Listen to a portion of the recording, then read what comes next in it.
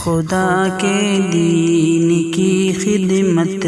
کا ایک انمول ادارہ ہے، ادارہ رہبر انسانیت تو سب کو پیارا ہے، ادارہ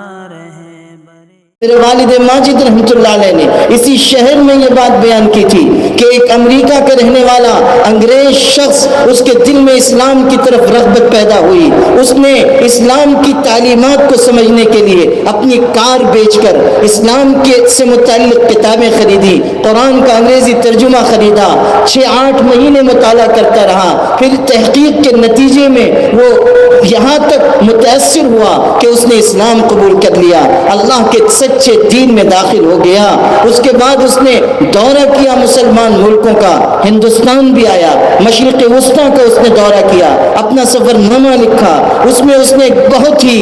تلخ جملہ لکھا ہے مگر بہت ہی سچا جملہ لکھا ہے۔ اس نے لکھا کہ جب میرے دل میں اللہ نے اسلام کی طرف داعیہ ڈالا، اسلام کی طرف میلان ڈالا، تو میں نے اپنی کار بیچ کر ایمان خریدا، اور جب میں نے مسلمانوں کو قریب سے دیکھا، مسلمان ملکوں میں گیا، مسلمانوں کے سماج کو قریب سے دیکھا، تو میرے دل سے یہ آواز آئی کہ تو نے کار بیچ کر ایمان خریدا اور یہ مسلمان اپنا اپنا ایمان بیچ کر کاریں خرید رہے ہیں، ایمان بیچ کر کاریں خرید رہے ہیں۔ ادارہ رہبر انسانیت تو سب کو پیارا